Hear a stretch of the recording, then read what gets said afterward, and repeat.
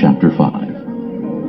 Now when he saw the crowds, he went up on a mountainside and sat down. His disciples came to him, and he began to teach them, saying, Blessed are the poor in spirit, for theirs is the kingdom of heaven.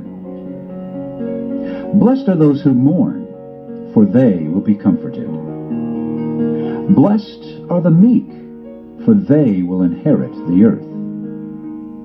Blessed are those who hunger and thirst for righteousness, for they will be filled. Blessed are the merciful, for they will be shown mercy. Blessed are the pure in heart, for they will see God. Blessed are the peacemakers, for they will be called sons of God. Blessed are those who are persecuted because of righteousness, for theirs is the kingdom of heaven. Blessed are you when people insult you, persecute you, and falsely say all kinds of evil against you because of me. Rejoice and be glad, because great is your reward in heaven. For in the same way they persecuted the prophets who were before you. You are the salt of the earth. But if the salt loses its saltiness, how can it be made salty again? It is no longer good for anything, except to be thrown out and trampled by men. You are the light of the world. A city on a hill cannot be hidden, neither do people light a lamp and put it under a bowl. Instead, they put it on its stand, and it gives light to everyone in the house. In the same way, let your light shine before men, that they may see your good deeds and praise your Father in heaven. Do not think that I have come to abolish the law or the prophets. I have not come to abolish them, but to fulfill them. I tell you the truth. Until heaven and earth disappear, not the smallest letter, not the least stroke of a pen, will by any means disappear from the law until everything is accomplished. Anyone who breaks one of the least of these commandments and teaches others to do the same will be called least in the kingdom of heaven. But whoever practices and teaches these commands will be called great in the kingdom of heaven. For I tell you that unless your righteousness surpasses that of the Pharisees and the teachers of the law, you will certainly not enter the kingdom of heaven. You have heard that it was said to the people long ago, "Do not murder, and anyone who murders will be subject to judgment." But I tell you that anyone who is angry with his brother will be subject to judgment.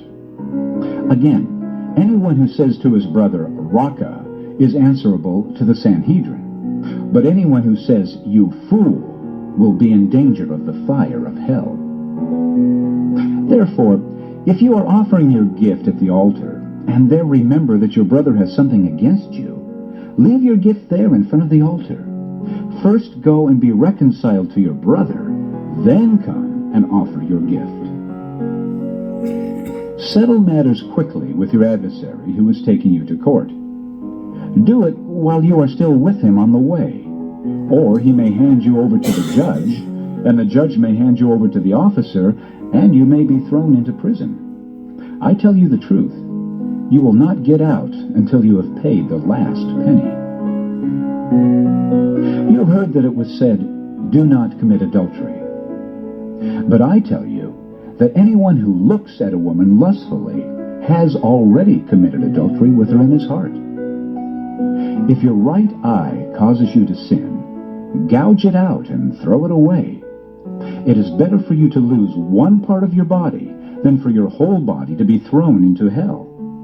And if your right hand causes you to sin, cut it off and throw it away.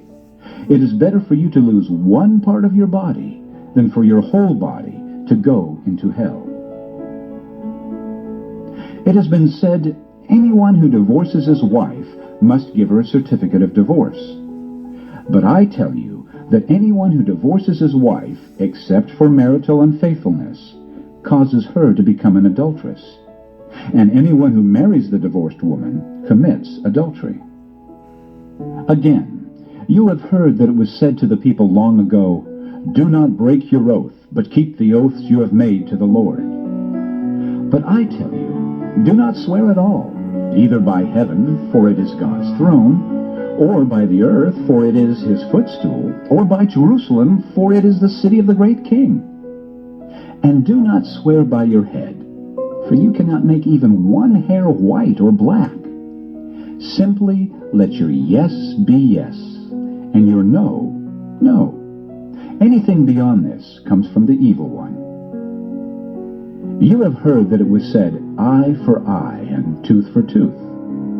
But I tell you, do not resist an evil person. If someone strikes you on the right cheek, turn to him the other also. And if someone wants to sue you and take your tunic, let him have your cloak as well. If someone forces you to go 1 mile, go with him 2 miles. Give to the one who asks you, and do not turn away from the one who wants to borrow from you. You have heard that it was said, love your neighbor and hate your enemy. But I tell you, love your enemies and pray for those who persecute you, that you may be sons of your Father in heaven. He causes his sun to rise on the evil and the good, and sends rain on the righteous and the unrighteous. If you love those who love you, what reward will you get? Are not even the tax collectors doing that? And if you greet only your brothers, what are you doing more than others? Do not even pagans do that? Be perfect, therefore, as your heavenly Father is perfect. Chapter 5. Now when he